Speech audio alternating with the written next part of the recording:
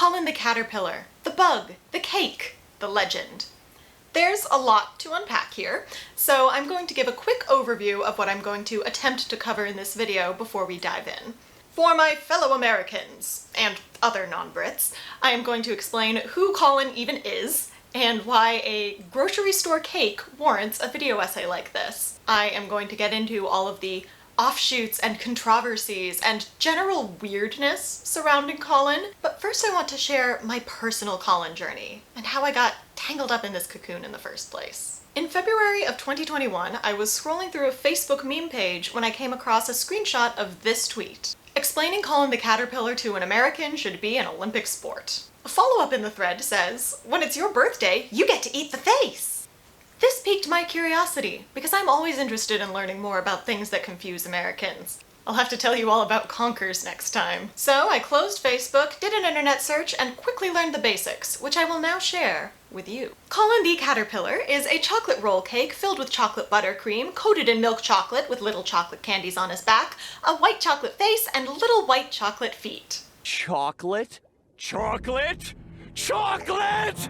Chocolate! The face has a friendly, cartoony look to it, and I can see how this guy became an icon. In addition to being popular at children's birthday parties, Colin is also apparently a hit at office parties. So at first I'm thinking, okay, so this is basically a Carvel cake.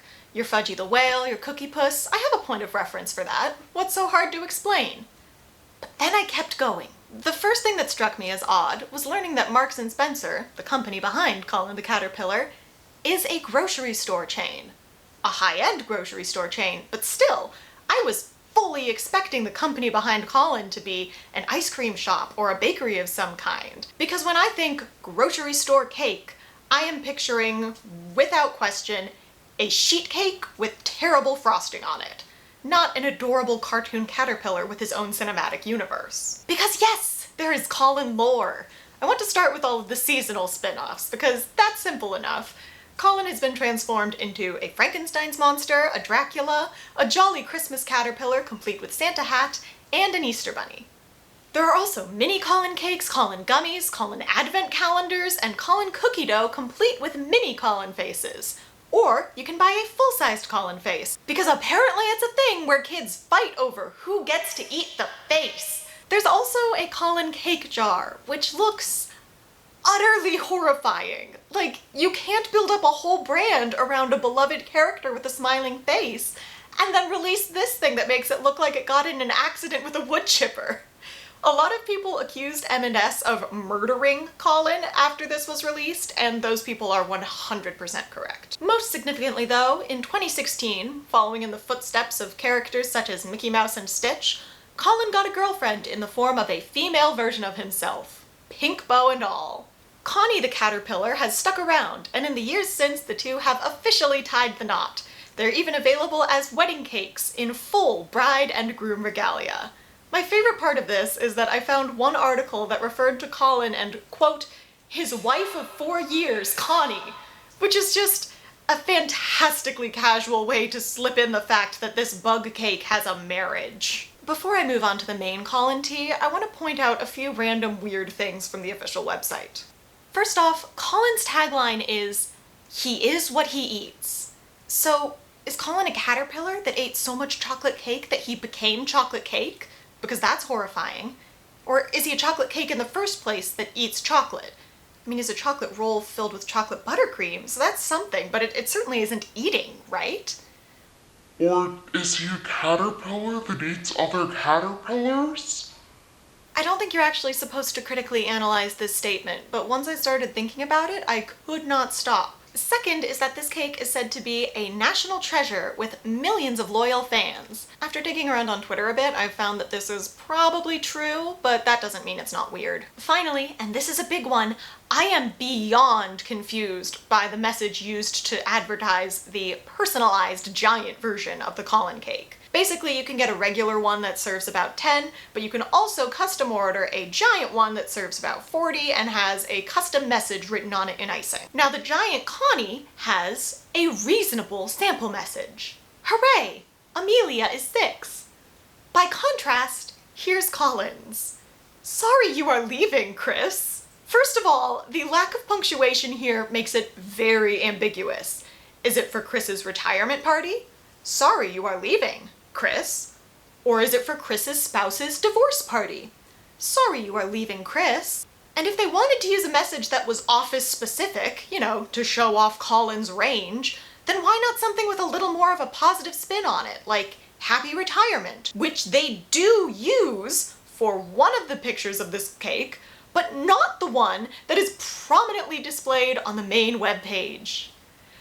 I know that this is a little thing, but it just seems like such an absolutely buck-wild decision. Anyway, Colin the Caterpillar debuted in 1990, and even though he looked like this at the time, he stuck around for long enough to secure a place in the British zeitgeist. What led to this perfect storm? Probably a number of factors. He's got a catchy, alliterative name, roll cakes are easy to slice and give everyone an even distribution of icing, and Eric Carle's book, The Very Hungry Caterpillar, probably didn't hurt either. However it happened, this popularity inevitably led to a number of other caterpillar cakes inspired by Colin. You can look online and find plenty of videos and articles of people tasting and comparing these cakes, but I am across the pond from all that, so all I can do is list them. You've got Clive the Caterpillar, Cecil the Caterpillar, Curly the Caterpillar, Clyde the Caterpillar, Charlie the Caterpillar, Curious Caterpillar, Wiggles the Caterpillar, Morris the Caterpillar, and, most famously, Cuthbert the Caterpillar.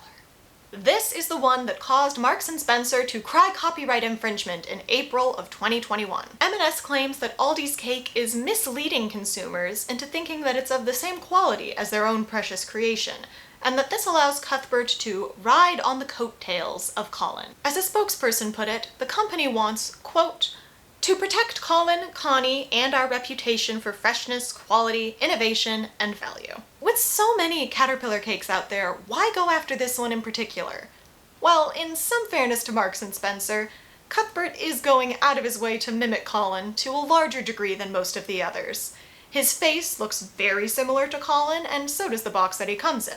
Nevertheless, the whole thing still feels pretty silly, so #FreeCuthbert quickly gained traction online, with plenty of people coming to Cuthbert's defense in often delicious and hilarious ways. One fish and chip shop even joined in by serving battered Collins, mini Colin the Caterpillar cakes that had been dipped in batter and deep fried. Biff's, a vegan burger chain, responded to this trend by creating Nooch the Burger Pillar, which is made out of jackfruit burgers and has a face and feet made of vegan cheese. This one is truly wild, but also I really wish that I'd been able to try it because I love jackfruit. So legal drama and memification of legal drama aside, why do Americans find this whole thing so strange? Well, the getting to eat the face thing, that's a big part of it. A lot of giddy excitement over who gets to eat the face. That sounds very Hannibal Lecter if you didn't grow up with it. But beyond that, I think there are two main reasons why we are scratching our collective heads.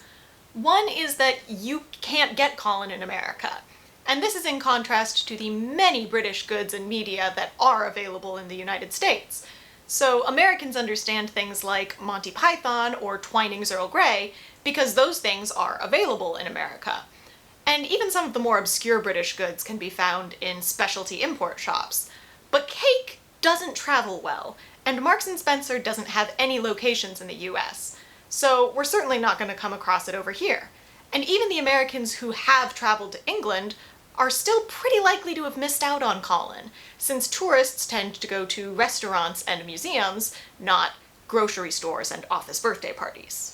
The second is that there isn't a perfect American equivalent of Colin. As I mentioned earlier, we have Fudgy the Whale, but Fudgy doesn't come close to Colin in terms of variations, related merch, knockoffs, and cultural impact. Carvel has used the mold sideways to make a Santa cake, but there aren't seasonal versions of Fudgy. Like, there's not a Halloween Fudgy or an Easter Fudgy. Baskin-Robbins isn't getting sued over making a Freddy the Whale cake.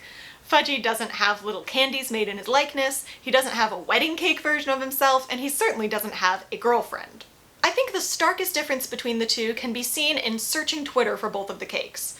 Fudgy certainly gets some results, mostly people wanting one for their birthday. And while Colin has plenty of tweets of this nature as well, you'll also find pictures of people baking their own caterpillar cakes, running a marathon in multi-person Colin costumes, and ordering keycaps in his likeness.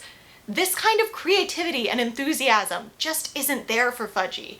So when Americans are first trying to understand Colin, they're coming to the table with a point of reference that leaves them unprepared for the sheer cultural phenomenon that is Colin the Caterpillar. But having gone down this rabbit hole, caterpillar hole? After wrapping myself up in this information cocoon for a few months now, I think that I have finally come to understand Colin.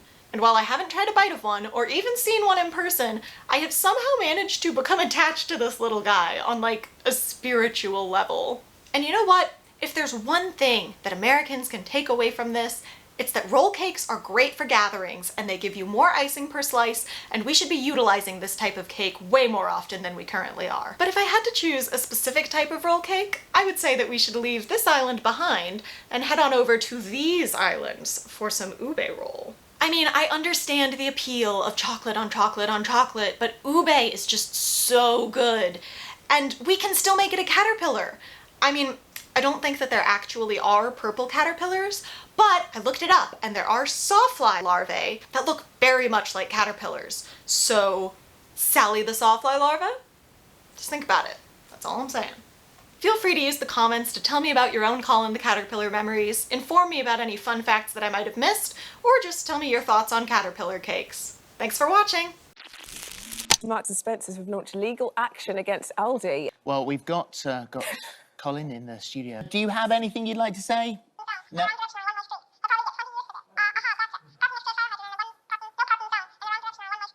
That's what we thought.